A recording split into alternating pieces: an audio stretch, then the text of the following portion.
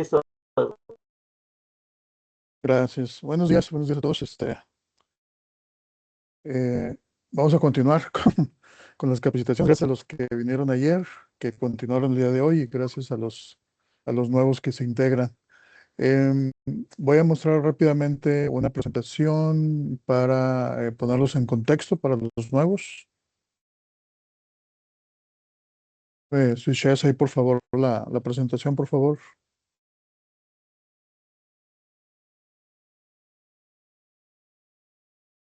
Gracias.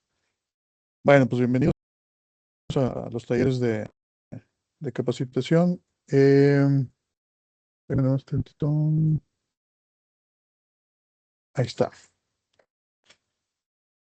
Eh, Son 3 días, el segundo día. Ayer vimos Feedback de Estudio, que es, bueno, básicamente es una herramienta para trabajar con los alumnos, revisar sus trabajos, sus tareas, sus guías, tesis, etcétera. Y eso se hace un contraste con, es una revisión, una comparación más bien con trabajos académicos de otras universidades, ¿no? De muchos idiomas. Sí, trae ciertas herramientas ahí para dar el feedback o la recomendación al alumno. El día de hoy vamos a ver Identicate, que es otra herramienta de Turnitin, que es la empresa. La herramienta de ayer todos la conocen como Turnitin, pero se llama Feedback Studio. Entonces, esta herramienta de Identicate que vamos a ver hoy eh, va orientado básicamente a artículos, capítulos de libro, proyectos, cosas de un poquito más nivel, que hace una comparación al hacer la revisión, hace una comparación con millones de páginas de fuentes, ¿no? De suscripción que tienen convenio ahí con Turnitin, páginas web, etcétera, ¿no? Entonces, eso es para revisión de artículos, capítulos de libro, algunos proyectos, ¿no? Que tengan por ahí ustedes, propuestas ante proyectos, etcétera. Y el día de mañana vamos a ver una herramienta de Rough Coach que es para alumnos, pero que es muy interesante que la conozcan los maestros para que le indiquen a los alumnos cómo trabajar con ella, ¿no? Y que los mismos alumnos tengan una revisión de sus propios trabajos y traigan otras herramientas, usen otras herramientas que trae por ahí la aplicación.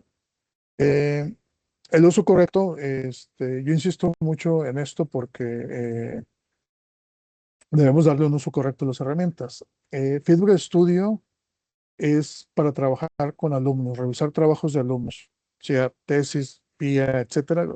La revisión, un trabajo recurrente que tienen que estar revisando durante el semestre, durante el periodo escolar, durante el grado, ¿no? 2, 3 años, como son las tesis, debe ser con Feedback Studio, trae sus propias herramientas y su propia manera de organizarse, ¿no? Para trabajar con alumnos. Los alumnos son los que depositan suben los documentos a,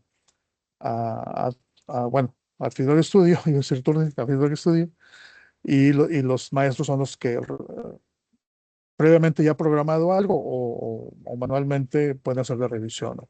Ahí es decisión de ustedes, ¿no? A gusto de ustedes. En el caso de Identicate, este solamente es para revisión de trabajos propios, o sea, si usted es docente, investigador o ambos, es para sus propios trabajos. Aquí no se revisan materiales de los alumnos, y en el Draft Coach es exclusivamente para uso de alumnos.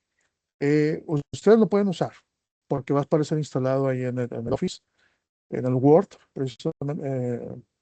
Hay una sección de Turnitin, se llama ahí, en el Word lo van a ver.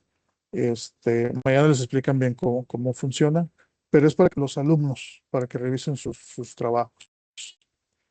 En el caso de Identicate, los documentos no se guardan en un repositorio para que tengan esa tranquilidad de que no les va a salir similitud cuando envíen a un artículo, que les digan, oye, es que tu artículo no lo aceptamos porque tiene similitud con tanto. Entonces, usando Identicate no hay ese problema porque no se guarda en un repositorio. Insisto, solamente se deben revisar trabajos propios, ¿sí? No revisar trabajos de alumnos porque por más que insistimos, algunos maestros siguen revisando trabajos de alumnos, ¿no? Entonces, les pedimos también optimizar la cantidad de revisiones, ya que tenemos un contrato anual de tantos documentos. Cada documento que se consume, pues nos va restando, ¿no? Entonces, si esos documentos se consumen antes de finalizar el año, nos quedamos el resto del año, renovamos cada marzo, creo, abril, marzo, finales de marzo, principios de abril. Entonces nos quedamos sin documentos por revisar hasta que hagamos la próxima renovación, ¿no? También les pedimos no ofrecer revisiones a externos. No se ofrezcan a hacer revisiones a gente externa. Si es un maestro de la universidad, pídenle que saque su cuenta y haga su propia revisión, ¿no? Y sobre todo, y eso lo hemos recalcado mucho con todas las cuentas que tienen los maestros, no prestar su cuenta a alumnos, ¿sí? Eh, Al día de hoy todavía hay maestros que prestan sus cuentas, entonces no lo hagan porque todo lo que hagan malo, porque lo bueno no lo hacen, ¿verdad? Todo lo malo que hagan va a ser a su nombre, entonces las consecuencias la llevan ustedes, entonces no presten la cuenta, ¿no? Eh, Cualquier problema, consulta, solicitud, ya sea de cuentas de Feedback Studio o cuentas de Authenticate, es a través del centro de ayuda, centroayuda.unl.mx, también conocido como Uni Online, ¿no? Ahí me pueden solicitar las cuentas, ahí yo los atiendo. Ayer me llegaron muchos solicitudes, las estoy atendiendo una por una. Hay muchas solicitudes maestros que me dijeron que queremos cuenta, pero ya tenían, ¿no? Entonces, ahí estamos atendiendo como quiera. El cambio de contraseña, para que lo sepan, es directamente en el sitio. Por ejemplo, si estamos hablando de Feedback Studio, en turnitin.com, ahí cambian su contraseña. Yo no tengo manera de cambiar la contraseña. Entonces, como de cierta manera son cuentas personales, solamente nosotros otorgamos la licencia. La contraseña es personal de ustedes, yo no la asigno y se cambia directamente en el sitio. En el caso de Authenticate, que es lo que vamos a ver hoy, perdón, es unl-authenticate.turnitin.com. Cambiamos porque antes era authenticate.com, la versión anterior, la del año pasado. Entonces ahora es unl-authenticate.turnitin.com. Si ustedes ya tenían cuenta, solamente ingresen, dile no recuerdo mi contraseña, ahí donde está el login y password, les va a pedir su correo, y les va a enviar a su vez un correo electrónico con las instrucciones para cambiar su cuenta. Si me mandan solicitudes para cambiar contraseña, no podemos hacerlo nosotros, ¿no? Entonces, igual, si ustedes no saben o no se acuerdan muy bien si tenían o no, pueden probar, sí, cambiando la contraseña. Si no les contesta, es que no tenían cuenta, ¿no? Entonces, o nunca tuvieron. Si lo tienen o dicen yo alguna vez lo usé, entonces es muy probable que lo tengan todavía. Ingresan, cambian la contraseña. Si les llega ese correo, es que aún tienen su licencia asignada, ¿no? Y pueden cambiar la contraseña y pueden entrar sin ningún problema. Esto es de ayer. Ok. Bueno, el contacto, solicitudes y todo, el centro de ayuda, toda la información, los videos y más información sobre integridad académica y los eventos de Turnitin están en la página integridadacadémica.unl.mx. El correo también para atención es integridad.académica@unl.edu.mx. Ahí nos pueden llegar también, hacer llegar cualquier pregunta, ¿no? Todos los videos se están guardando en YouTube, ¿sí? Si nos quieren seguir también en YouTube, es @integridad académica UNL, pueden buscar así integridad académica UNL y les aparece, le pueden dar seguir. O dentro de la página de integridad académica, en la sección de capacitación, los va a mandar directamente aquí. Aquí están los videos, ahí anda Javier, el que nos está apoyando ahorita con los talleres, de hace 3 años, el último taller. Ya está publicado el video de ayer, ¿sí? Entonces, el de hoy lo subo hoy en la noche y el mañana pues también en la noche. Entonces, el lunes ya pueden ver los tres ahí juntos. Igual vamos a trabajar en seccionar los videos por temas. Por eso van a ver que de repente eh, vamos a poner así como el tema y luego nos pasamos nos pasamos, ¿no? Como si yo lo hubiera dado. Javier, nuestro instructor, se va a pasar a explicar el tema. Entonces, esos vamos a hacer cortes para que bajo un índice, una tabla de contenidos, se vaya directamente a la duda específica que tengan, ¿no? Entonces, también lo vamos a hacer la otra semana, probablemente. Entonces, eso es lo que les quería comentar.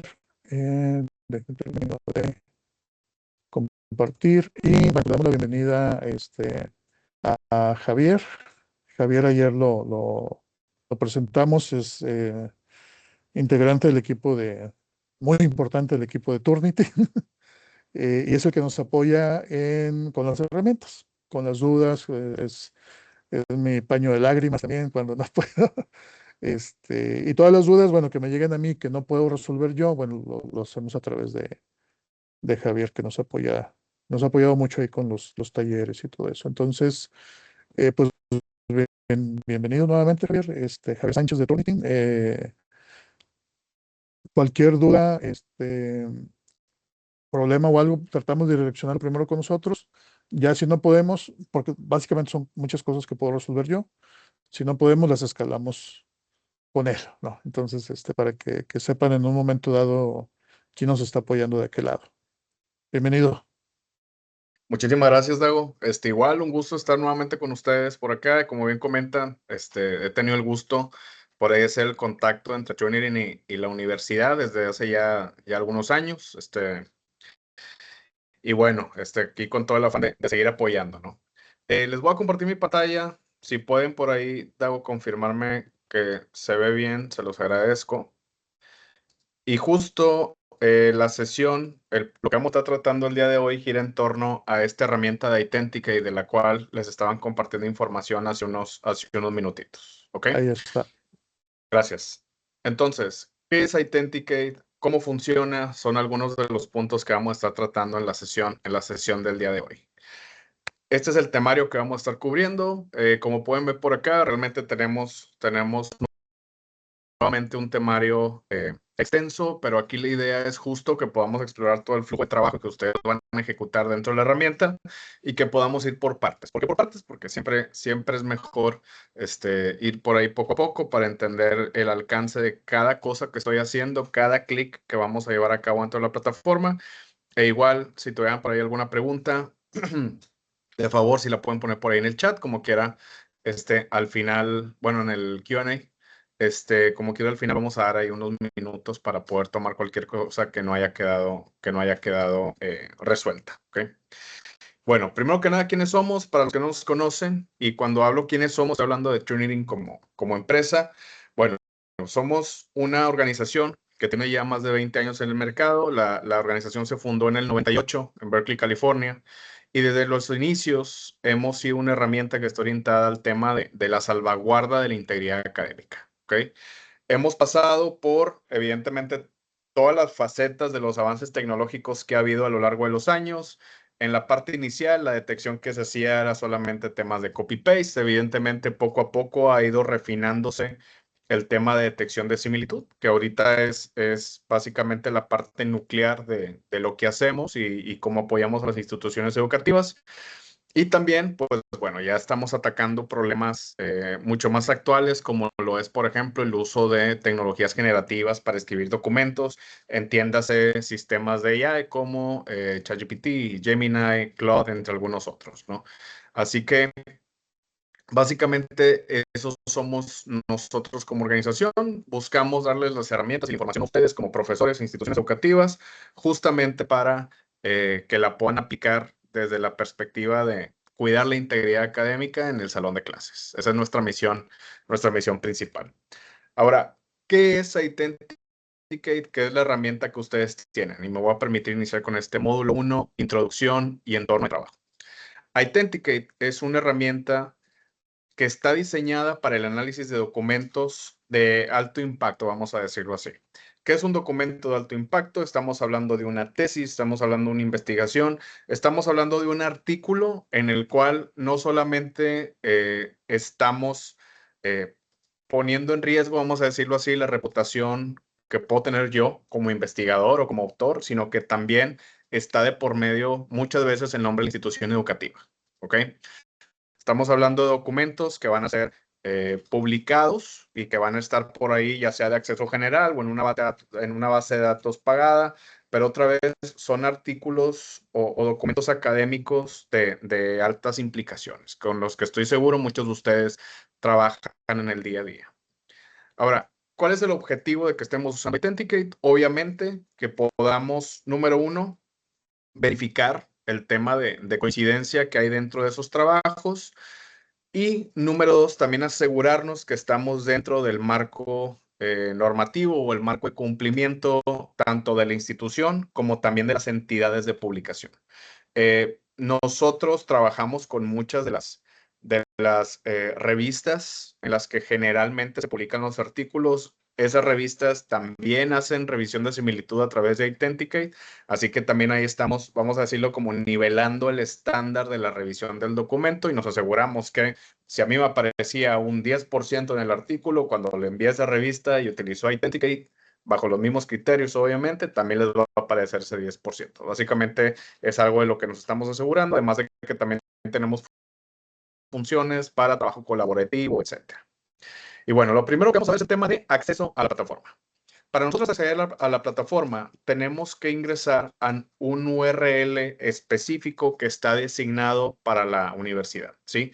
En el caso de ustedes, este URL es uanl-authenticate.com. Si ustedes intentan ingresar a Authenticate a través de la página vieja, vamos a decirlo, o la página tradicional que es authenticate.com, no van a poder ingresar a su sesión, no van a poder revisar documentos. Así que otra vez, muy importante que lo tengan en mente, el dominio que vamos a estar utilizando es uanl-authenticate.trinity.com. ¿Sí? Si al día de hoy ustedes no cuentan con alguna cuenta, valga la redundancia, como comentaba por ahí Dago, lo pueden revisar allá a lo interno, pero sí es necesario que ya hayan recibido un correo de activación para que puedan ustedes ingresar un nombre de usuario, una contraseña y puedan acceder a la plataforma. Si alguno de ustedes olvidó su nombre de usuario, si alguno de ustedes olvidó su contraseña, aquí en la parte inferior tenemos los dos procesos de recuperación y aquí lo único que tenemos que hacer es ingresar el correo electrónico con el que estamos registrados en la plataforma. ¿Ok? Una vez que ustedes ingresan el correo electrónico, les va a llegar el correo respectivo para restablecer o usuario o contraseña. Y muy, muy importante, esta información es personal. ¿Sí? ¿A qué me refiero con eso? Que ustedes mismos son quienes definen el nombre de usuario y la contraseña. No hay forma de que lo hagamos a nombre de ustedes, ni nosotros, ni la universidad. Así que bien, bien importante que tomen eso por ahí en cuenta. ¿Okay? Entonces, yo lo que voy a hacer es que voy a ingresar a mi sesión. Aquí puse una contraseña que no era. Igual, recomendación, si ustedes tienen por ahí algún sistema que les salve las contraseñas, etcétera, también es opción que lo podemos hacer, ¿no? Una vez que estamos dentro de la plataforma, vamos a estar viendo algo como esto en pantalla. Del lado izquierdo tenemos algunas opciones que ustedes no van a tener disponibles. Estas son algunas opciones de administración, así que por eso no se preocupen. Nos vamos a enfocar a lo que tenemos del lado derecho. Aquí en el lado derecho tenemos tres pantallas principales. Tenemos la pantalla más importante o la ventana más importante, que es la que dice Authenticate con un botón de iniciar.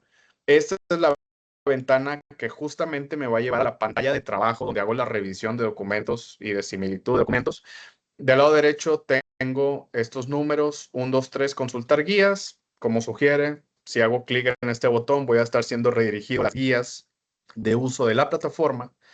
Y sobre la parte de retroalimentación, tenemos también aquí un botón donde, ojo, si hacemos clic, vamos a poder dar retroalimentación al equipo de desarrollo de Authenticate. No es para darle retroalimentación a estudiantes, no nada. Esto es para hacernos recomendaciones de desarrollo, así que digo nada más para que lo tomen en cuenta.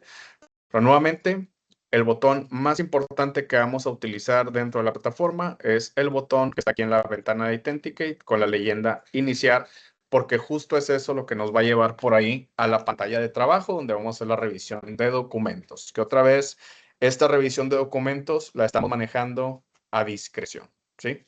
¿Qué significa? Yo tengo los documentos, yo voy a entrar, voy a hacer la carga de los documentos. Hay algunas partes colaborativas que podemos explorar, lo vamos a ver más adelante, pero de entrada es un flujo que está designado para la autogestión de la revisión de textos. ¿Okay? Y esto es lo que teníamos por ahí pensado cubrir en la parte de acceso. Ahora, ¿qué sigue? Módulo 2, organización y estructura. ¿A qué me refiero con organización y estructura? Como ustedes pueden ver acá en mi pantalla, tenemos diferentes formas de visualizar la información o los reportes de similitud. Básicamente tenemos dos opciones. La primera va a ser hacer la carga de un archivo de manera directa, por decirlo así. Eso es lo que causa que se vea el documento aquí en la pantalla principal, así enlistado. Adelanto, aquí podemos nosotros controlar, perdóname. Aquí podemos nosotros controlar cuántas filas de documentos podemos ver aquí en una sola pantalla. Digo, igual, eso ustedes lo pueden ir ajustando. Y la segunda opción del flujo de trabajo que tenemos es el manejo de carpetas. ¿Cuál es la diferencia entre uno y otro? La diferencia principal realmente es el tema de organización. Digo, es mucho más sencillo encontrar un documento que a lo mejor tenemos ya en una estructura jerárquica de carpetas y subcarpetas, a si tenemos un montón de documentos y lo tenemos que buscar en la pantalla principal. Esa es una de las diferencias más importantes. No obstante, las carpetas nos dan otro beneficio, que es también que podemos compartir información con ciertas personas o grupos que ya estén dentro de la plataforma. ¿Qué objetivo nos da esto o qué nos permite esto? Nos permite obviamente que, voy a poner un ejemplo, si yo estoy trabajando en la redacción de una revista y somos 2 o 3 editores, no es necesario que los 3 editores subamos los artículos a revisión, ¿sí? Ahí podríamos definir una carpeta para revista científica, uno de nosotros sube los artículos y lo comparte con el resto del grupo. Ese es otro beneficio que tenemos. Ahora, ¿cómo podemos agregar una carpeta? Muy, muy sencillo. Tengo que estar en esta pantalla principal. Hago clic aquí donde dice agregar carpeta. Nombre de la carpeta, vamos a ponerle, por ejemplo, Universidad Autónoma de Nuevo León, revisión de tesis, agregar. Una vez que yo ya tengo la carpeta agregada, ¿qué es lo que sucedería si yo quisiera llevar a cabo la revisión de documentos? Puedo solamente entrar aquí a la carpeta y puedo proceder a la carga de la información. Ahora, yo les comentaba que podemos utilizar un sistema de carpetas y subcarpetas. Así que, ¿qué significa? Que aquí podemos crear carpetas de segundo nivel. Aquí, por ejemplo, supongamos que yo soy asesor de tesis para 3 estudiantes diferentes. Así que, ¿qué podría hacer? Yo podría crear una carpeta de cada estudiante para asegurarme que tengo bien registrados los avances de cada uno. Aquí, por ejemplo, podría crear una carpeta para José Sánchez, podría crear otra carpeta para Luis Garza y otra, no sé, para Juan Pérez. ¿Y qué es lo que va a suceder? Que yo, conforme vaya recibiendo la información, puedo ir alimentando cada una de esas carpetas. Y otra vez, esto es con afán de tener un poco más organizado el sistema pues, de los archivos que estoy manejando. ¿Okay? Ahora, ¿qué otra cosa puedo hacer yo con el tema de las carpetas? Y aquí vamos a entrar adelantándonos un poquito a la cuestión de la carga de documentos. Yo tengo la facilidad de que las carpetas las puedo configurar para que el contenido de la carpeta sea indexado en el repositorio de la base de datos que hemos creado, vamos a decirlo así, para la universidad. Así que, ¿qué es lo que sucede? Que si yo llegara a activar este marcador que tenemos aquí en la parte inferior, toda la información y los documentos que estarían dentro de la carpeta UANL revisión de tesis van a estar dejando un registro a nombre de la Universidad Autónoma de Nuevo León dentro de la base de datos. Que aquí algo bien, bien importante, digo, y lo vamos a mencionar a lo largo de la sesión, toda la información que ustedes estén subiendo aquí, independientemente de si la indexan o no la indexan, solamente va a ser visible para personal y usuarios de la Universidad Autónoma de Nuevo León, ¿sí? Así que por ese lado, tengan la tranquilidad de que la información está guardada, ¿ok? Ahora, ¿qué más podemos hacer en esta pantalla principal, que es la pantalla de trabajo? Ahorita ya vamos a pasar a la parte de la carga de documentos. Tenemos también una opción bien interesante que ahorita va a hacer un poco más de sentido, ya que lo veamos por ahí en el tema del análisis del reporte de similitud. Tenemos también aquí opciones de configuración específica de mi perfil. O sea, yo podría habilitar filtros de forma predeterminada, podría definir desde antes cuáles son las bases de datos que puedo utilizar para cotejo, etcétera. Todo esto porque es importante, porque son cosas que van a estar afectando los reportes de similitud que revise yo dentro de mi perfil, y estos son temas 100% personalizables. Así que yo nada más se los quería compartir antes de pasar a la revisión. De cualquier forma, ahorita que veamos los filtros, creo yo que esto va a ser mucho más sencillo, ¿ok? Y bueno, esto es la parte de las estructuras que podemos seguir de carpetas o de cargas libres, vamos a decirlo así. Y aquí justamente vamos al siguiente paso, que quiere hablar de la carga de documentos. Cuando estamos hablando de carga de documentos, tal cual es, ya tengo uno o varios archivos y quiero revisar la coincidencia, la similitud que hay en cada uno de ellos. Pues bueno, si yo elegí el flujo de trabajo que quiero seguir, simplemente será cuestión de o entrar a la carpeta o aquí en la pantalla principal, hacer clic en el botón de cargar. Y aquí tengo toda la información relacionada a lo que es la carga de un archivo. Aquí tenemos varios requisitos que sí vale la pena que tomemos en cuenta cuando estemos trabajando con documentos, ¿ok? Primero, los requisitos en términos de la generación de un reporte de similitud. Primero, el tamaño total de la carga no puede superar los 200 megas. Cada archivo debe tener menos de 100 megabytes. Los archivos deben tener al menos 20 palabras de texto. ¿Por qué? Porque estamos buscando coincidencia de texto. Si la herramienta no encuentra texto, no hay nada de qué buscar, ¿sí? La longitud máxima del trabajo es 800 páginas. Esta extensión de documento, digo, creo yo que es considerable. No obstante, si estuviéramos rebasando por algo ese número de páginas, pues la recomendación sería que tal vez trabajáramos documentos de forma seccionada. Digo, se los comparto, son pocos los casos donde tenemos un documento que rebasa ese número, pero si llegara a suceder, esa sería la solución más rápida. Un solo archivo zip no puede tener más de 1 gigabyte ni contener más de 1000 archivos. Aquí tenemos dos condiciones cuando estamos trabajando con carpetas zip. Les pongo un escenario. Supongamos que yo tengo documentos o artículos que he estado juntando desde inicios de año y por algo quiero hacer una revisión masiva dentro de Authenticate, ¿sí? ¿Cuál es la solución más sencilla?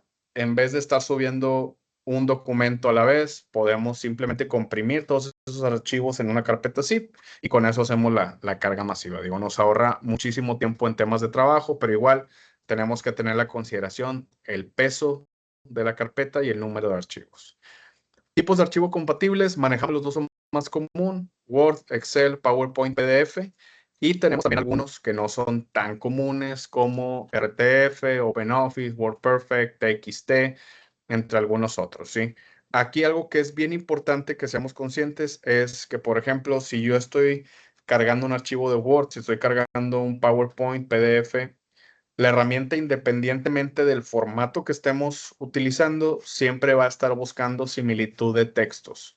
Esto se los comento porque en caso de que tengamos una presentación de PowerPoint donde todas las slides sean una foto, por ejemplo, cosas de ese estilo, de nuevo, lo que estamos buscando es similitud de texto. Así que si no hay cuadrantes de texto, no va a haber nada que podamos buscar. Así que esa es una consideración bien importante cuando estemos trabajando con el tema de archivos. Luego tenemos algunos otros requisitos adicionales que nos afectan el tema de la detección de escritura generada con inteligencia artificial, ¿sí?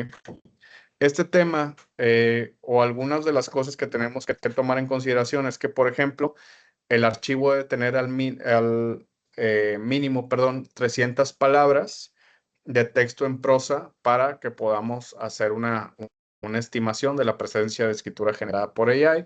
Los archivos no pueden tener más de 300,000 palabras y la entrega debe ser en un idioma, admitido. ¿Cuáles son los idiomas admitidos? Tenemos español, inglés y japonés, ¿sí? Así que mientras estemos en alguno de esos tres idiomas, vamos a poder trabajar sin menor inconveniente también el tema de la detección de escritura con ella y evidentemente siguiendo la cuestión esta del formato en prosa, que básicamente estamos hablando de párrafos, ¿sí?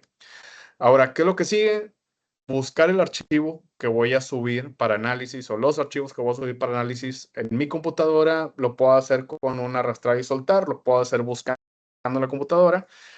Y luego tengo esta opción que nuevamente es la más importante de todas. ¿Por qué digo nuevamente? Porque es algo que es repetitivo en nuestras soluciones. Tenemos la opción de si deseamos indexar algo en el repositorio o no.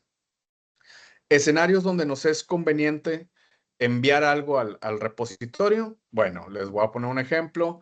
Tenemos la versión final de un artículo, tenemos la versión final de una tesis y quiero yo que quede indexado para que el día de mañana, si alguien quiere reciclar la información de la tesis, de la investigación, pues nos aparezca en el tema de revisión de similitud. Ese sería un caso en el que nos es conveniente enviar esa versión final del documento a la base de datos. ¿En qué casos no se aconseja mucho enviar un documento al repositorio? Por ejemplo, estoy trabajando con borradores de tesis o estoy trabajando con algún documento que va a ser entregado en múltiples ocasiones. Bueno, ahí no se lo recomendaría. ¿Por qué? Porque si yo estoy trabajando la versión 1 de un documento y lo indexo en el depósito de la cuenta, cuando quiera trabajar la versión 2, la versión 3, se van a estar comparando contra esa versión 1 y luego la versión 3 contra la versión 1 y 2 y así nos vamos, ¿no? Así que otra vez, recomendación, solamente enviemos a la base de datos documentos que van a estar en su formato de entrega final, ¿ok? Entonces yo lo que voy a hacer es que aquí voy a buscar algún archivo dentro de mi computadora.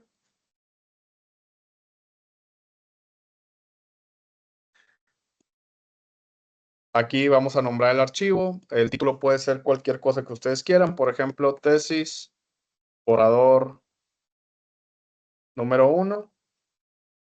Y una vez que ya tengo esto listo, voy a presionar el botón de enviar. Digo, como ven, la herramienta es muy intuitiva. La realidad es que mientras estemos claros de las condiciones de formato que tenemos que respetar y llenemos esta información, con eso ya podemos llevar a cabo la carga. Entonces, una vez que yo tengo esto listo, simplemente voy a presionar el botón de enviar. Y el reporte ya se va a estar pues, generando, procesando dentro de la plataforma. Bien importante, hay una correlación entre la longitud del documento y el tiempo de procesamiento que tenemos, pero por lo general, y aquí estoy hablando de trabajos un poquito más estándar, vamos a pensar, pero por lo general, cualquier proceso de análisis de similitud donde el documento tenga, vamos a decir, menos de 30 páginas, por ejemplo, no debería de tardar más de 5 o 10 minutos. Por ejemplo, ahorita esto que yo subí, no me acuerdo si eran 4 o 6 páginas, tardó a lo sumo 30 segundos tal vez. Esto se los comento para que en caso de que ustedes suban algún documento y ven que se queda mucho tiempo procesando, o sea, mucho tiempo estoy hablando ya de más de media hora, más de una hora, ahí sería conveniente que se acerquen con nosotros para el tema específico de ver qué es lo que está sucediendo con esa carga en particular, ¿ok? Este proceso que yo acabo de seguir de carga de documentos es el mismo proceso que seguiríamos dentro de una carpeta y también es el mismo proceso que seguiríamos con el tema de cargas de archivos múltiples. Aquí la única diferencia es que en vez de seleccionar el archivo individual, puedo seleccionar yo una carpeta comprimida, por ejemplo, y ya con eso puedo gestionar el tema de la carga, ¿ok? Y esa es la parte de entrega de documentos que, como ven, es extremadamente sencilla. Ahora vamos a la parte de análisis del reporte de similitud. Otra vez, nada más para recordar algunos de los temas de los que hemos platicado. Digo, yo sé que ustedes han sido usuarios de la solución ya desde hace mucho tiempo, pero nuevamente es importante ser reiterativos que lo que estamos haciendo es analizar similitud de un documento. Y partiendo de esa idea, es bien importante que seamos conscientes que los documentos tienen predisposición a similitud de forma natural, ¿no? Y todavía más con el tipo de documentos que ustedes trabajan a través de Authenticate. ¿A qué me refiero? Que una investigación muy seguramente tiene temas de, por ejemplo, de marcos teóricos, tiene la parte de métodos materiales, donde muy seguramente se están utilizando referencias externas o trabajos previos. Así que otra vez es muy importante tomar en consideración la naturaleza de un documento porque estamos esperando que algo que tiene esas características tenga de entrada una similitud elevada. Ahora, ¿dónde viene lo interesante y dónde es que yo como revisor de documentos empiezo a interceder ya de forma un poco más activa? Pues justamente analizando esas coincidencias y tomando decisiones de esto se queda, esto se va, y justamente haciendo recomendaciones en caso de que encontremos que a lo mejor hay deficiencias en la parte de referenciación y citación o que encontremos alguna otra situación que por ahí llame nuestra atención a partir del reporte. Que aquí siempre la recomendación es que si tenemos dudas sobre la interpretación de un reporte o consideramos que tenemos un hallazgo que sale de lo normal, vamos a decirlo así, siempre sigamos los lineamientos institucionales, la política interna, para asegurar que pues estamos dentro del marco regulatorio de la institución. ¿Ok? Y bueno, ahora sí, vamos a la parte del análisis de un reporte de similitud. Entonces, yo lo que voy a hacer es que voy a abrir un documento. Aquí, como ustedes pueden ver, ya los documentos, una vez que generan reporte de similitud, de entrada están poniendo por ahí un porcentaje de coincidencia que dependiendo del cuartil en el que cae tiene cierto color. Yo lo que voy a hacer es que voy a tomar este artículo y ahora sí vamos a tocar ya cada punto en particular, la cuestión del contenido del reporte. Importante, los reportes de similitud se abren en pestañas emergentes dentro de su navegador. ¿Esto por qué lo comento? Para que en caso de que dentro del navegador de ustedes tengan bloqueadas las ventanas emergentes, pues ahí nada más nos den por ahí, pues nos den permiso, le den permiso a la página de poder estar abriendo esas ventanas. Y se los comento porque si estamos usando una laptop institucional o si estamos utilizando la red de la universidad, por lo general, los protocolos de seguridad tienden a ser un poco más estrictos y eso está excelente, pero para el tema específico del navegador y visualización del reporte, sí es importante que si nos marca que está bloqueado, nada más por ahí nos den permiso. Se me fue el internet. Ya, a ver, Pues, volví. aquí no te hemos perdido. Ah, es que a mí me marcó que se había ido el internet. ¿Están viendo ya mi pantalla del reporte de Sí, similitud? sí, el reporte. Ah, ok, gracias. Sí, si por algo hay intermitencia, me avisas, porfa, Dago, ahí por mensajito. Bueno, entonces volviendo, el tema del reporte de similitud, otra vez, las ventanas emergentes, nada más para que lo tomen en cuenta. Y bueno, ¿qué es lo que estamos viendo en esta pantalla? Del lado izquierdo estamos viendo justamente el artículo que estoy revisando, con algunas secciones del artículo que están marcadas de colores. Estas secciones que tienen este highlight nos está indicando la herramienta que están arrojando coincidencia, ese juego de palabras, esa oración, ese párrafo, está arrojando coincidencia contra algo que nosotros encontramos en la base de datos. Esto, digo, es un indicador visual de entrada. Igual, del lado izquierdo, si ven por acá, tenemos muchos números de diferentes colores. Bueno, los números son correspondientes justamente al desglose de las fuentes de información que me están arrojando coincidencia por acá del lado derecho. Aquí algo que va a ser bien importante es, de nuevo, siempre ser conscientes que tenemos una similitud general de entrada y luego que podamos interpretar estas fuentes de coincidencia que tenemos en la parte inferior. Como pueden ver también, las fuentes de similitud que se están encontrando en el documento, cada una de ellas tiene el número de la relación, tiene también la categoría de base de datos, tenemos varias categorías, la parte de Internet, la parte de publicaciones, que son publicaciones académicas científicas, y tenemos también la parte del repositorio privado, que aquí en este caso sería una coincidencia con la Universidad Autónoma de Nuevo León. ¿Okay?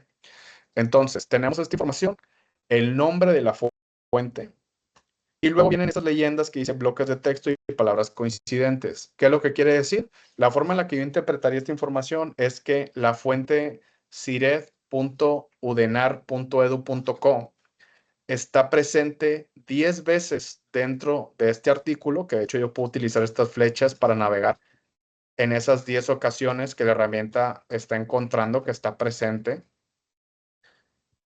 Y también ese tema de las palabras coincidentes me dice, ok, estos 10 bloques de texto o estas 10 veces que está presente esta fuente equivalen a 123 palabras coincidentes.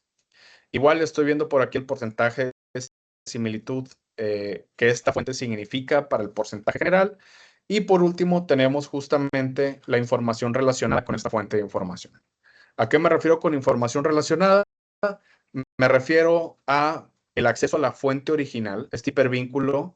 Si yo hago clic, voy a ser redirigido, en este caso, a un PDF, que es el que se está encontrando como coincidencia, un PDF que está en la web, donde voy a poder revisar la información a detalle, evidentemente. Igual tengo aquí un extracto de información donde la herramienta me dice, este juego de palabras justamente es el que nos está arrojando coincidencia contra este artículo en lo específico. Y también tengo la opción de ver el texto completo de la fuente. ¿A qué me refiero ver el texto completo de la fuente? Es que este hipervínculo o esta página, si yo hago clic aquí, voy a poder ver toda la información condensada en un formato de columna aquí al lado derecho. ¿Para qué utilizaría yo estos diferentes niveles de visualización de la información? Les voy a dar un ejemplo y estoy viendo, no sé, un párrafo, una cita que a lo mejor no tiene la referencia pertinente. Bueno, yo lo que puedo hacer es, además de ser consciente de a qué página o a qué fuente pertenece ese extracto de información, puedo ir directamente a la fuente para validar cuál debió haber sido la referencia o ver en qué contexto se está utilizando la información en ese artículo particular contra el contexto que lo estamos utilizando de este lado. Digo, ahora sí depende del propósito que ustedes le quieran dar al análisis del párrafo o de la oración en específico. Pero lo importante es que tenemos acceso no solamente a decirles esto presenta una coincidencia, sino contra qué estamos encontrando la coincidencia. ¿Okay? Tenemos opciones adicionales aquí en la parte de lectura también de las fuentes, y esas opciones adicionales nos permiten, por ejemplo, eliminar ya sea coincidencias de texto específicas o fuentes de información específicas. Y aquí es donde entra un poco eso que les comento de, pues que yo como revisor necesito empezar a tomar decisiones sobre qué vale la pena mantener y que a lo mejor me hace más sentido descartarlo para que no esté, pues para que no esté siendo parte de este cálculo de la similitud general, ¿ok? Aquí les voy a poner dos ejemplos. El primero sería cuando yo quiero descartar algo a nivel fuente, ¿sí? Para yo descartar algo a nivel fuente está muy sencillo. Todas las fuentes de información tienen este símbolo que es como un símbolo de prohibido. Y este símbolo lo que me va a permitir es que si yo hago clic, le estoy diciendo a la herramienta, ¿sabes qué? Independientemente de la coincidencia que tiene esta fuente en el texto e independientemente del número de veces que esta fuente esté presente en el documento, no quiero que sea tomada en cuenta. ¿Ok? Esa es la primera opción que tengo y es a nivel fuente. Mientras que la segunda opción que tengo es a nivel texto. ¿A qué me refiero con a nivel texto? Este es un ejemplo perfecto. Ya sabes que este juego de palabras nos está arrojando coincidencia contra la base de datos. Este juego de palabras puede ser una fraseología de uso común, puede ser el nombre de la universidad, puede ser el nombre del estudiante, el nombre del asesor, cualquier cosa, ¿sí? ¿Qué es lo que yo puedo hacer? Puedo dar clic en ese juego de palabras y ya sea sobre el cuerpo de la coincidencia o en el panel lateral, voy a elegir la opción excluir este texto. Y aquí, ¿qué es lo que le estoy diciendo a la herramienta? Le estoy diciendo, ¿sabes qué? Independientemente de si este juego de palabras aparece 1.000.000 de veces en la base de datos, no quiero que me lo estés tomando en cuenta en este documento como una coincidencia. Así que, ¿qué es lo que voy a hacer? Voy a elegir excluir este texto y con eso ya no vamos a estarlo tomando en cuenta para el análisis de coincidencias del archivo. ¿Ok?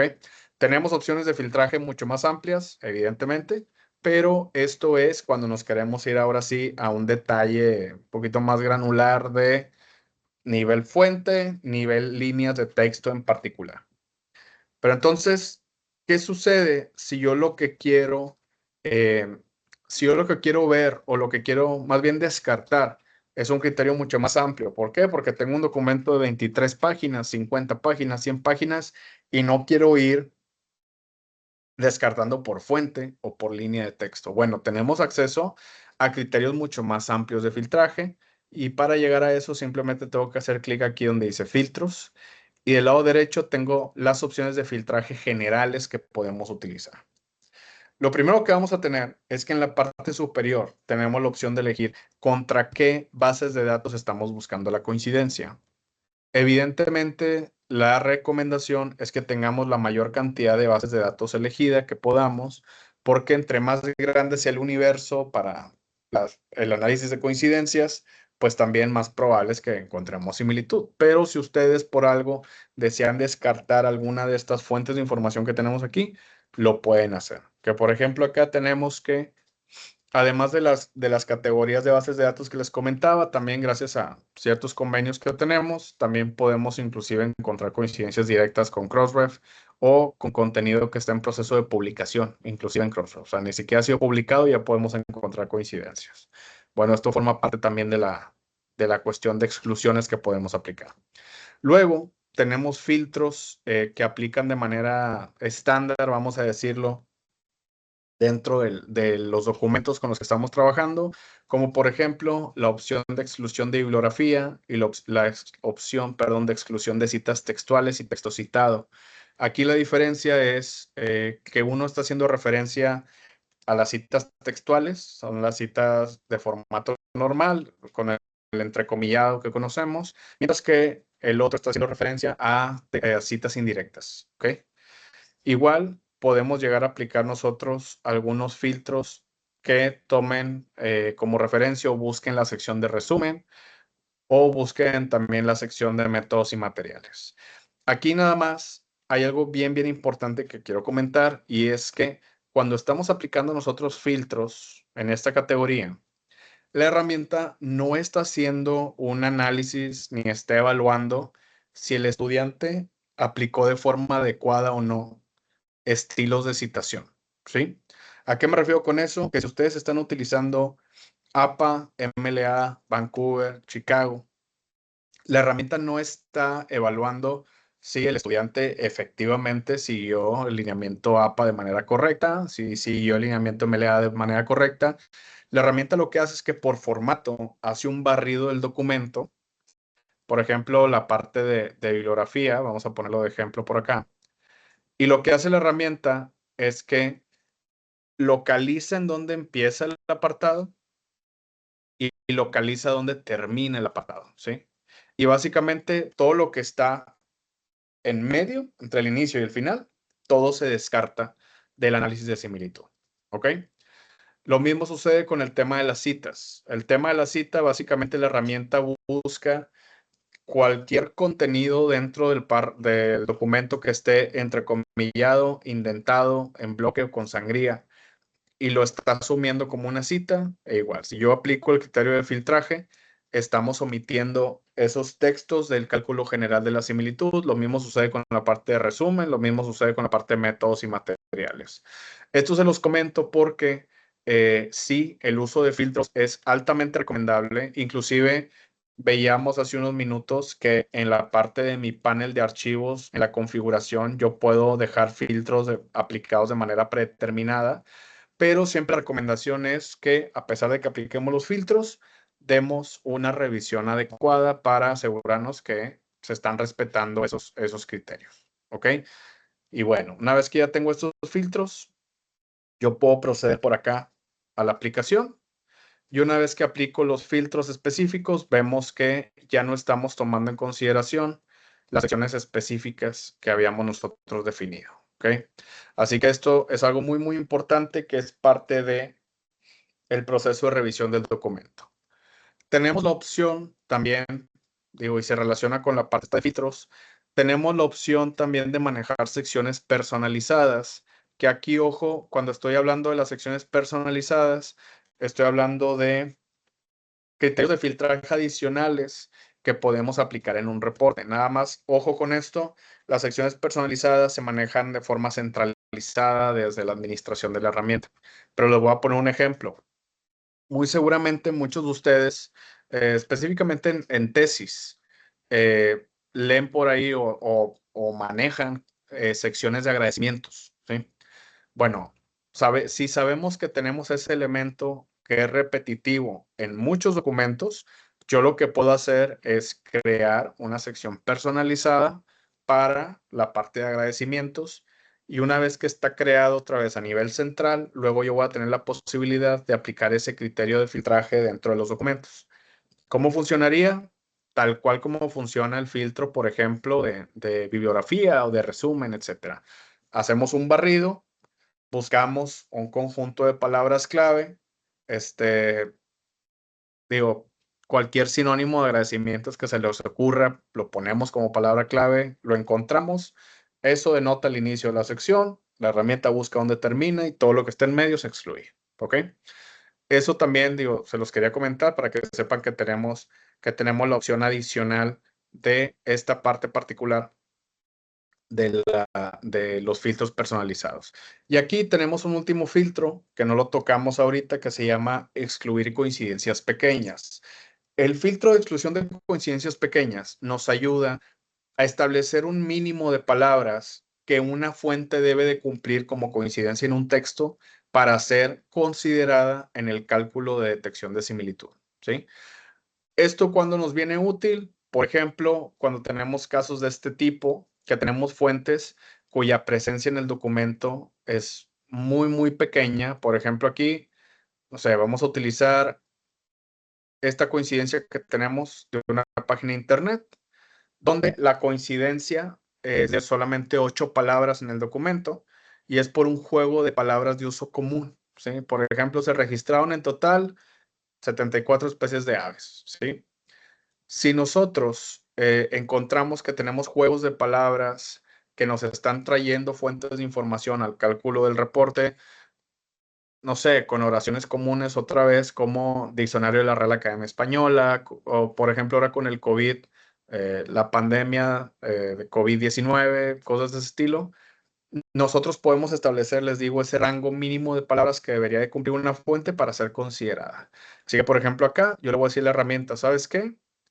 No me tomes en consideración para el cálculo de similitud ninguna fuente de información cuya presencia en el documento sea inferior a este número de palabras. Aquí, por ejemplo, podríamos vamos a manejar 25 palabras, ¿ok? Y si yo aplico el filtro, ¿qué es lo que va a suceder? La coincidencia dentro del documento disminuyó de un 6% a un 0%. Este filtro, el mínimo otra vez, el mínimo es 8. Si yo llegara a aplicar el filtro de 8, vamos a ver si tiene un impacto. Volvimos otra vez al 6%.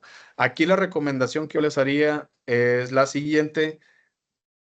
Basado en lo que estamos viendo en el desglose de la similitud, definamos ese filtro. ¿Por qué? Porque si la mayoría de nuestras fuentes supera el límite o está por abajo del límite, evidentemente va a ser más brusco el movimiento que vamos a ver del cálculo de similitud. Y dos, también importante, tomemos en consideración el tipo o la extensión del documento que estamos manejando. Porque, por ejemplo, ahorita yo estoy trabajando con un documento de 23 páginas y estoy trabajando un umbral de, vamos a decirlo, 30, ¿sí? Pero si estuviéramos trabajando con un documento más extenso, supongamos 50, 100, a lo mejor valdría la pena hacer el rango un poco más alto, para que abarque, no sé, mínimo un párrafo, por decir algo.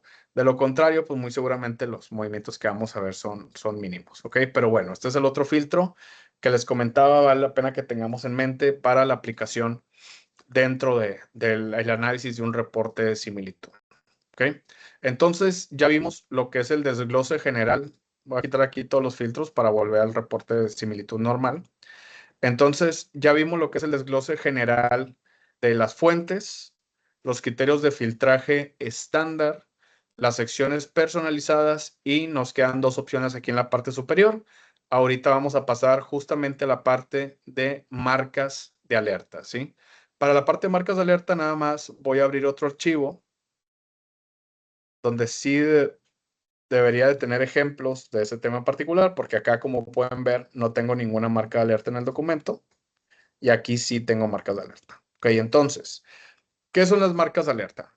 Las marcas de alerta, como viene aquí, integridad, flags, revisión, digo, está ahí medio traducido, medio raro, pero básicamente lo que me dicen las marcas de alerta es que en esta sección o estas partes del documento hay anomalías dentro de lo que se está leyendo. ¿A qué me refiero con una anomalía? Me refiero a una anomalía de formato. Aquí les voy a dar un poquito de contexto.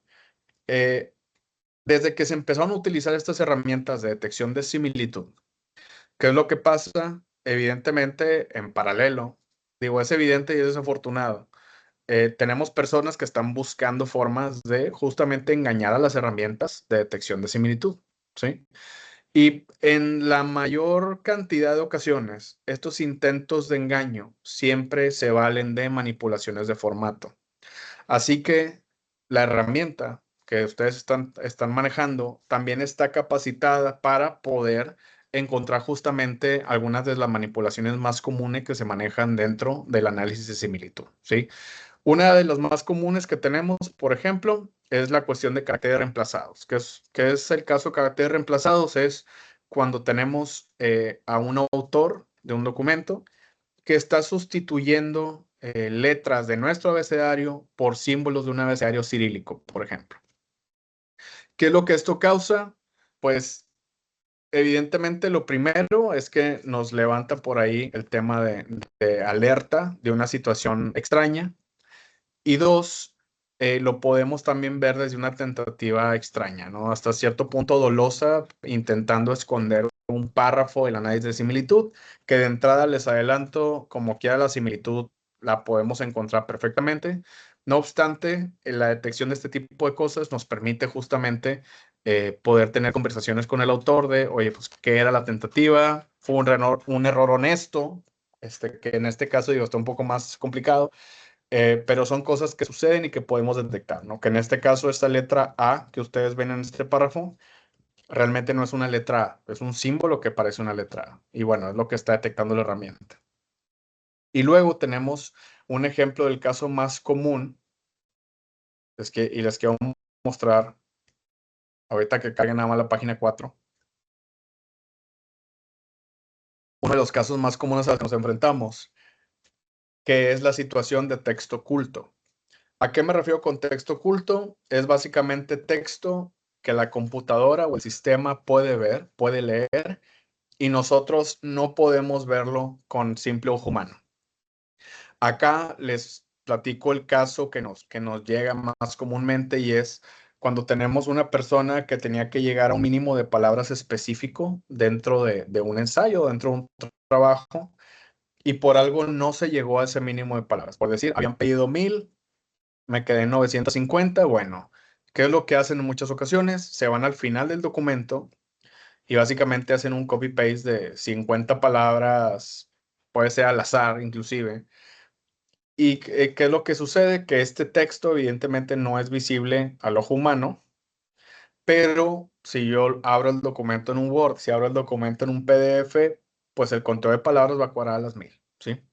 Así que otra vez, este tipo de cosas eran de las situaciones más comunes a las que se enfrentaban los docentes, pero ahora tenemos la facilidad de poder aplicar este tipo de sistemas donde justamente podemos detectar ese tipo de cosas sin necesidad de hacer una selección manual de la totalidad del documento. ¿Ok? Ese es el caso que tenemos con las marcas de alerta. Recomendación: siempre que veamos que hay una marca de alerta, revisarla antes de cualquier cosa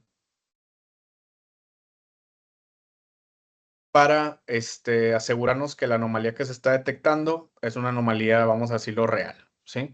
¿Por qué? Porque también al final del día la computadora o la herramienta es una herramienta, valga la redundancia, y la herramienta puede detectar desde 2 párrafos en color blanco hasta un punto en color blanco. Así que es muy importante que tomemos en cuenta ese tema en particular. Y aquí me darle un refresh porque ya tuve la sesión abierta un rato.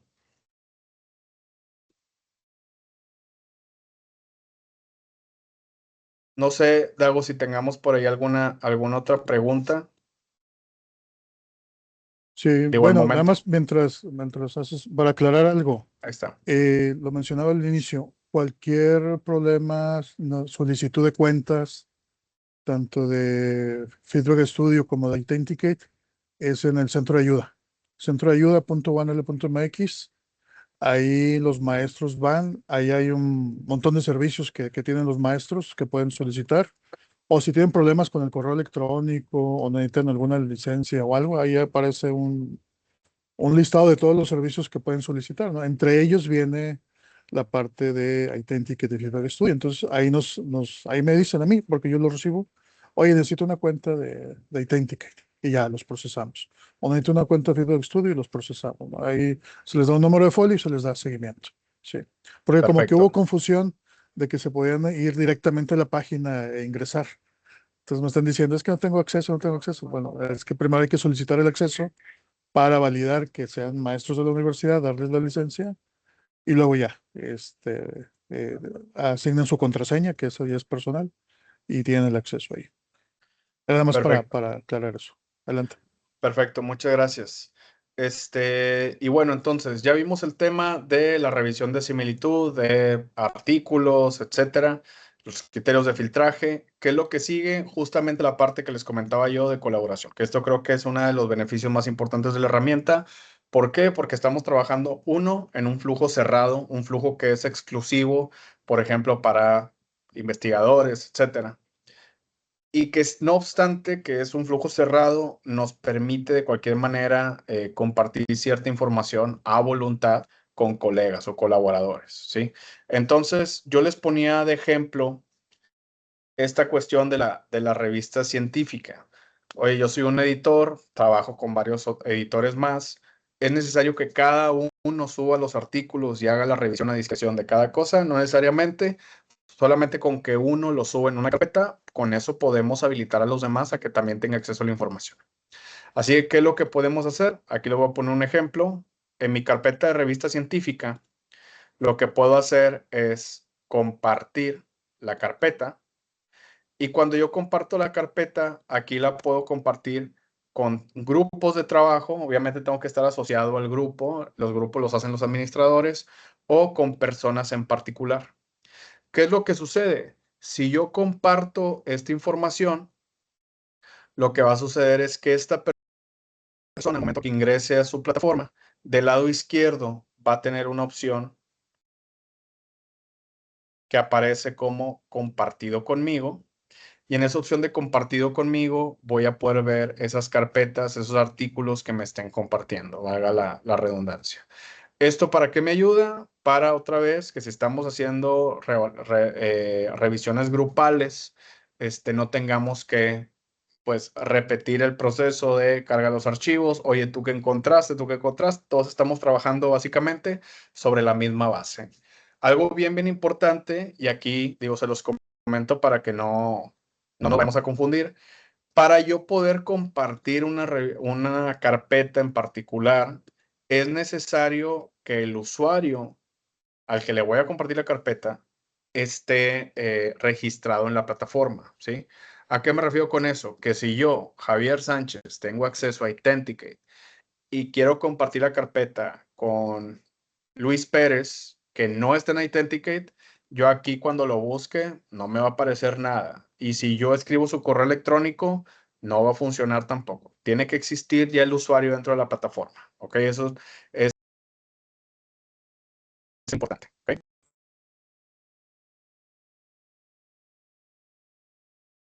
Perdón. Y bueno, aquí la parte de notificaciones nos va a llegar, podemos configurarlo, esto también lo hacemos a nivel carpeta.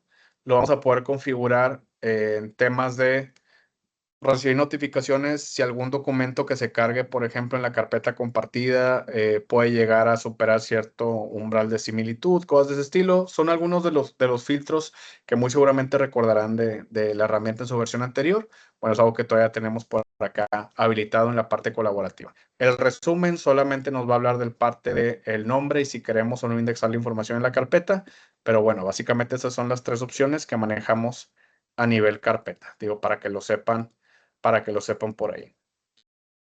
Cuando estamos hablando igual de funciones adicionales, y esto se los comparto antes de pasar al último tema que tenemos, que es la cuestión de la detección de AI y la parte también de la descarga de la información. Cuando estamos trabajando con funciones adicionales dentro de la plataforma, digo nada más para que lo tengan por ahí presente, tenemos también la capacidad de no solamente hacer revisiones de similitud contra las bases de datos, sino que también podemos hacer revisión de similitud entre documentos. Digo, eso también se los comparto en caso de que sea de interés para alguno de ustedes. Aquí la única diferencia es que en vez de hacer clic directo en el botón de cargar, hago clic aquí en la flechita hacia abajo y utilizo esa función de comparación documento a documento, donde básicamente podemos poner un documento principal como el documento de referencia y podemos poner hasta 5 documentos para temas de comparación. Así que básicamente si este es el documento 1 y acá tenemos del documento 2 al documento del 6, se va a comparar 1 contra 2, 1 contra 3, 1 contra 4, 1 contra 5, 1 contra 6 y nos va a decir qué tanto se parece. Digo, se los quería comentar nada más ahorita que estábamos viendo ya algunas funciones adicionales. Pero bueno, vámonos al tema que sigue, que es la parte específica de la detección de escritura con inteligencia artificial. ¿Ok? Entonces, muchos de ustedes ya deben de estar familiarizados con esta función, digo, porque tenemos tiempo ya poniendo esto a disposición de ustedes a través de la plataforma, pero ¿cómo es que funciona? ¿Cómo es que lo visualizo? Bueno, entonces voy a abrir este documento que tengo por acá, que si no me recuerdo es un documento de integridad académica, correcto. ¿Y qué es lo que tengo en la parte superior? Además de las opciones que ya exploramos en términos de similitud, en términos de filtros, marcas de alerta, etcétera. Tengo este botón por acá que dice escritura con IA, escritura con inteligencia artificial. ¿Ok? ¿Qué es lo que estoy viendo en esta pestaña en específico? Estoy viendo el reporte de escritura generada por inteligencia artificial. Ojo, diferente al reporte de similitud. Básicamente son dos procesos que estamos corriendo en paralelo. En esta pestaña estamos buscando coincidencias de texto contra lo que tenemos indexado en la base de datos. Y acá lo que estamos buscando son rasgos de escritura específicos dentro de los párrafos o dentro del texto que nos permitan determinar la probabilidad de si fue escrito por un ser humano o si fue escrito por uno de estos sistemas de escritura generativa. ¿Cómo funciona a grandes rasgos el tema de la detección? Bueno, como ustedes saben, herramientas como ChatGPT, Gemini, Claude, no sé, cualquier otra que venga a la mente en temas de escritura generativa, todas funcionan con base en algo llamado LLMs o modelos grandes de lenguaje. Básicamente, los modelos grandes de lenguaje es lo que le permite a estas herramientas generar el texto y darle la estructura necesaria para que sea coherente en la redacción. O sea, básicamente le da sentido a los párrafos que escribe. No obstante, ese dar sentido a los párrafos justamente deja por ahí ciertos rasgos de escritura bien específicos de estas herramientas que se contraponen evidentemente contra textos que son escritos por seres humanos, ¿no?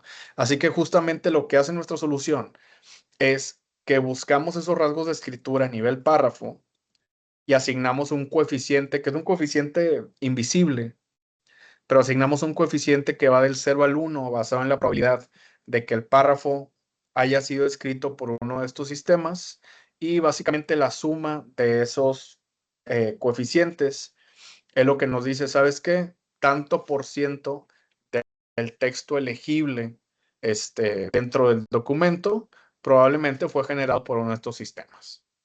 Ahora, al día de hoy, esto siempre me gusta repetirlo, al día de hoy no tenemos forma de poderles decir, esto fue generado por ChatGPT, esto fue generado por tales. Lo que hacemos es, otra vez, estamos analizando el tema de rasgos de escritura y estamos diciendo, esto pudo haber sido generado por el tema de inteligencia artificial, por la forma en la que está escrito, ¿sí?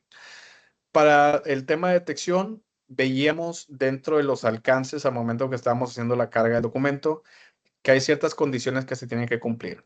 El documento debe tener un mínimo de 300 palabras para poder utilizar esta función. Tiene que ser en alguno de los idiomas soportados, inglés, español, japonés. y tiene que estar escrito en formato de prosa, ¿sí? ¿A qué me refiero? Tenemos que estar manejando párrafos. Si estamos manejando ideas aisladas, pequeñas, oraciones cortas, bullet points, etcétera, eso va a ser considerado como texto no elegible para el análisis, ¿ok? Y eso evidentemente impacta el tema de resultados. Aquí tenemos más información de referencia, pero cuando estamos hablando, por ejemplo, de resultados, básicamente hay 4 escenarios de resultado que podemos tener. El primer escenario es un 0% de detección de inteligencia artificial, donde la herramienta nos dice, no encuentro que nada del texto legible haya sido generado por AI. Podemos tener un párrafo que supera el 20%, un indicador que supera el 20% detectado como inteligencia artificial.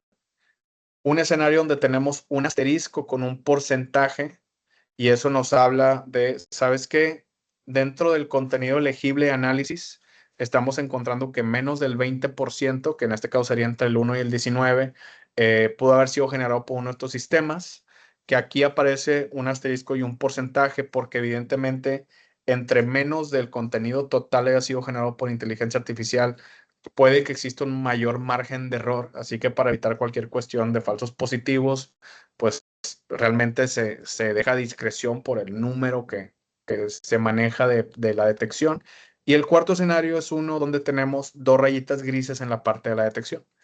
Que acá de hecho me parece que tengo un caso. Acá, por ejemplo, tenemos 2 rayitas grises. Esto me dice, ¿está funcionando la detección de inteligencia artificial? Sí, pero nada del contenido de tu texto fue legible para análisis. Así que si ese es el caso, la recomendación es que se revise el formato del documento o el contenido del documento en sí para saber por qué no fue elegible para análisis. Porque otra vez, mientras el documento se esté escribiendo en prosa, más de 300 palabras, y que sea inglés, español o japonés, debemos de poder hacer este análisis en lo particular. ¿Ok? Digo, y en el caso de ustedes, realmente la única forma en la que esto se deshabilite es desde el administrador. Así que esto va a estar habilitado. ¿Qué otro punto es importante a tomar en consideración? Que la información que se está poniendo a disposición, tal y como sucede con la cuestión de similitud, básicamente es para que ustedes con esa información puedan tener las conversaciones que tengan que tener con los estudiantes siempre dentro del marco que designe la institución, ¿no? Ahí sí sabemos que hay muchas opiniones encontradas en el tema de uso de AI, digo, desde que es permitido hasta que no se permite en lo absoluto. Así que la recomendación es, ¿tenemos acceso a la información? Pues bueno, tomemos las medidas necesarias, alineado siempre a la política institucional, porque otra vez, al final del día, nuestras herramientas están diseñadas, uno, para la salvaguarda de la integridad académica, dos, para apoyar también a los autores en sus procesos de escritura y que puedan mejorar la calidad de esos productos o esos entregables, ¿no? Así que es bien importante que lo tomen en consideración. Igual, como recomendación, una vez que ustedes tengan acceso a la plataforma, en caso de que no lo tengan, como recomendación, ya que tengan acceso a algún reporte de inteligencia artificial, aquí tenemos los apartados de preguntas frecuentes, recursos y guías. Preguntas frecuentes, como su nombre lo denota, básicamente es un desglose de las preguntas que más comúnmente nos hacen. Y aquí tenemos desde los alcances de la detección, cómo funciona, últimas actualizaciones. Evidentemente estamos haciendo liberaciones continuas para estar al día con la demanda que tenemos en el mercado en relación de, pues si ChatGPT saca versiones nuevas, tenemos que buscar cómo estar al día, por dar un ejemplo, ¿no? Aquí tenemos toda la información. Luego tenemos aquí la parte de recursos, donde tal cual tenemos muchos recursos relacionados al tema de inteligencia artificial en el ámbito educativo, donde tenemos desde entradas de blogs hasta glosarios. Tenemos mucha información que hemos recopilado tanto en lo interno como con el uso de algunos clientes. Y todo aquí está a disposición. Igual, no es necesario que aquí pasemos por algún proceso de compra o algo de ese estilo. Toda esta información está abierta, de hecho está en nuestras páginas web, solamente es cuestión de que entren y si lo quieren descargar, creo que les pide un formulario de correo electrónico y nombre, algo de ese estilo, y con eso ya podemos descargar la información, pero hay cosas muy, muy interesantes, les recomiendo que lo revisen. Y por último, tenemos acá la parte de guías. La parte de guías, tal cual, es una guía paso a paso de cómo interpretar el reporte, todo el contenido del reporte, sus alcances, etcétera, que básicamente es algunas de las cosas que ya hemos estado platicando. Y una última consideración que quería compartir con ustedes es que para documentos que ustedes puedan llegar a trabajar en inglés, hay una segunda categoría de detección de texto generado con IA, que ya no nos habla solamente de texto generado, sino también de texto parafraseado, ¿sí? Y esto se está implementando porque cada vez se ha vuelto más común el uso de sistemas como, por ejemplo, word spinners o humanizadores. Y justamente esa segunda categoría nos ayuda a detectar ese tipo de sistemas, que acá, por el momento lo tenemos en inglés, pero otra vez estamos haciendo desarrollos paralelos. Cuando tengamos noticias de una liberación que se adapte a nuestro idioma, se los vamos a hacer saber a la brevedad. ¿Ok? Y esa es la parte específica de detección de escritura generada con inteligencia artificial. Y ya para terminar, porque ya casi estamos por ahí sobre la hora, tenemos la cuestión de la descarga y gestión final de recursos. Cuando estoy hablando de temas de descarga y gestión final de recursos, estamos hablando tal cual de, oye, ¿qué sucede y qué puedo hacer si yo quiero descargar la información? Aquí les pongo un ejemplo. Tenemos muchas escuelas que les piden a sus estudiantes o a sus autores adjuntar los reportes de similitud en sus entregas físicas o también digitales, básicamente para comprobar que el documento pasó por su debido proceso en términos de revisión de coincidencias. ¿Qué es lo que sucede? Que estando nosotros dentro del reporte, podemos hacer clic aquí en el botón que dice descargar y voy a tener varias opciones que van desde descargar solamente el reporte de similitud hasta descargar solamente el reporte de escritura con inteligencia artificial o inclusive el documento en su formato original. Todo esto está a disposición. Y otra vez, lo único que tengo que hacer es entrar al reporte y ahí mismo tengo las opciones de descarga de documentos. ¿Ok? Eso es bien importante que lo tengan por ahí. Igual, otro tema que debemos de considerar es, oye, ¿qué sucede si en determinado momento quiero yo mover la ubicación de algún reporte de similitud? ¿O qué sucede si en determinado momento quiero eliminar a lo mejor algún documento de mi perfil? Bueno, todo eso lo vamos a gestionar desde esta pantalla principal, la pantalla de trabajo. Y aquí yo puedo, por ejemplo, mover una entrega a alguna de las carpetas que tengo existentes. Eso es algo que podemos hacer. O dos, puedo decir, oye, ¿sabes qué? Yo ya no quiero tener X documento en la plataforma. Lo voy a eliminar. Todo lo que yo voy eliminando se va a almacenar en esta carpeta de papelera. Y luego, estando aquí en la carpeta de la papelera, yo podría tomar la decisión o de restaurar la información, de vaciar la papelera o solicitar una eliminación permanente. La eliminación permanente viene cuando enviamos algo por accidente tal vez al repositorio institucional. Aquí yo puedo hacer este tema de la eliminación. ¿Ok? Entonces los dejo porque es algo que podemos trabajar a discreción en caso de que por error hayamos enviado algo, perdón, a la base de datos. Y básicamente son pues todas las opciones que tenemos dentro de la plataforma. Evidentemente, acá la recomendación que yo les daría sería que podamos empezar a revisar documentos, que podamos empezar por ahí a experimentar con la solución. Y en caso de que tengamos algún inconveniente, como bien comentaban por ahí al inicio de la sesión, acérquense a lo interno en la universidad para ver si los pueden apoyar o acérquense a nosotros también para poderles ofrecer apoyo. Algo muy importante es que cada documento que ustedes suben a la plataforma, independientemente de si se envía a la base de datos o no se envía a la base de datos, o sea, si tenemos habilitado el tema del depósito, cada documento tiene un número identificador específico. ¿Sí? El número identificador dentro del reporte lo pueden encontrar en la I latina de detalles, bajo el nombre identificador de entrega, o bien en la pantalla principal. Aquí también pueden copiar el número de identificación. Es bien importante que sepamos esto porque en caso de que ustedes requieran ayuda a lo interno en la universidad o directamente con nosotros en nuestro equipo de soporte, les van a pedir muy seguramente el número de identificación cuando el problema es con un reporte, con un documento. Así que otra vez, en caso de que necesiten cualquier tipo de apoyo, esos son los datos que se van a necesitar, pero fuera de eso, La herramienta, como ustedes pueden ver, es altamente intuitiva, es muy amigable y la recomendación es que pues empecemos a utilizarla y empecemos a ver el alcance que tiene la solución, ¿no? Y bueno, no sé, Tago, si tengamos por ahí algún tema de preguntas. Sí, bueno, otra aclaración. Aunque la empresa se llama Turnitin y coloquialmente a Feedback Studio le llaman Turnitin, el que tengan una cuenta en Feedback Studio no es la misma cuenta de Identikit, ¿no? Ya lo mencionamos. Yo creo que la confusión es porque le llaman Turnitin, ¿no? Entonces, ya tengo Turnitin, entonces tengo acceso. No, son dos cuentas separadas. Tanto Feedback Studio que vimos ayer, que es para trabajar con alumnos, y esta que es más para trabajo propios, son dos cuentas diferentes y son dos direcciones URLs diferentes, aparte, ¿no? Son muy diferentes. Entonces, para que no exista la confusión de que no me deje entrar, porque veo muchos mensajes, me mandaron muchos mensajes, es que no me deja entrar, digo, no, es que necesitan solicitarla, ¿no? Hay una pregunta aquí, a ver si tú la puedes resolver, porque me causó ahí curiosidad. Dice, si se utiliza la AI, la no generativa, solo para depurar errores ortográficos, también es detectado por Authenticate.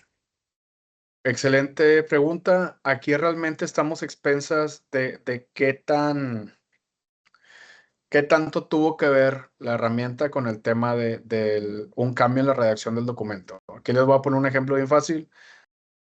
Por ejemplo, si estamos utilizando, no sé, Grammarly. Una cosa es utilizarlo para corrección de errores ortográficos o de gramática general. Y otra cosa es, por ejemplo, cuando utilizamos las sugerencias, perdón, cuando utilizamos, por ejemplo, las sugerencias completas para reescribir un párrafo. Ahí, otra vez, dependiendo del nivel de lo que haya intercedido el sistema por nosotros, es que sí puede detonar la alerta de que fue generado por un sistema de AI. Pero si solamente usamos los elementos a nivel básico, no sé, el revisor de ortografía de Word o inclusive de Grammarly, cosas de ese estilo, no deberíamos de tener inconveniente alguno. Bien. Hay otra pregunta aquí. Dice que, bueno, eh, la voy a ampliar un poquito más para complementarlo, porque dice que si para la detección de AI le surge la duda de que el porcentaje de similitud indica que hay un 26%, de un ejemplo que mostraste, pero el de AI sale 100%. Ujú.